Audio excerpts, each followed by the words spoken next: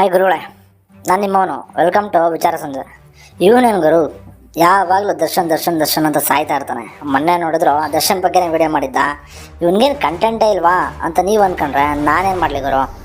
ಇರೋ ಬರೋ ನ್ಯೂಸ್ ಚಾನಲೆಲ್ಲ ರಾಜ್ಯದಲ್ಲಿ ಇನ್ನೇನು ಆಗೇ ಇಲ್ವೇನೋ, ಯಾವುದೋ ಸುದ್ದಿನೇ ಇಲ್ವೇನೋ ಅನ್ನೋ ಥರ ಬರೀ ದರ್ಶನ್ ಬಗ್ಗೆ ಇರೋ ಬರೋ ನೆಗೆಟಿವ್ ತೋರಿಸ್ತಾ ಇದ್ರೆ ಅಟ್ಲೀಸ್ಟ್ ಸ್ವಲ್ಪ ಪಾಸಿಟಿವ್ ಆಗಿ ಅಂತ ಹೇಳೋದಕ್ಕೆ ನಾನು ಒಬ್ಬನಾದರೂ ಇರಬೇಕಲ್ವಾ. ಅದಕ್ಕೆ ಈ ವಿಡಿಯೋ ಅಷ್ಟೇ.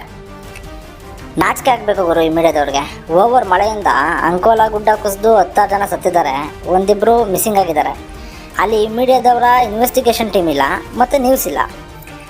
ಈ ಕಡೆ ವಾಲ್ಮೀಕಿ ಮುಡಾ ಹಗರಣ ಅಂತ ಎಗರಾಡ್ತಿರೋ ರಾಜಕಾರಣಿಗಳ ಮೇಲೆ ಒಂದು ನ್ಯೂಸ್ ಇಲ್ಲ.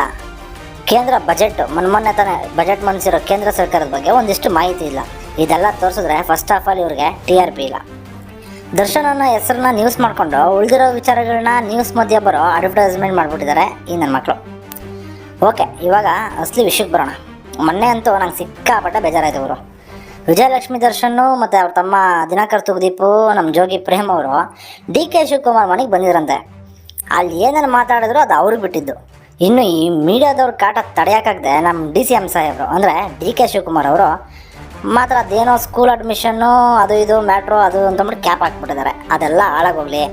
ಆದರೆ ಈ ಮೀಡಿಯಾದವರು ಇವ್ರನ್ನ ಮೀಡಿಯಾ ಅಂತ ಕರೆಯೋದಕ್ಕೂ ಕೂಡ ಅಸಹ್ಯ ಆಗ್ತಾಯಿದೆ ಗುರು.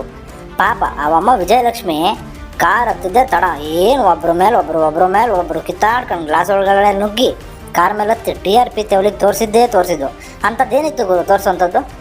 ಏನು ಅವರು ಟೆರರಿಸ್ಟಾ ಇಲ್ಲ ಮರ್ಡರರಾ?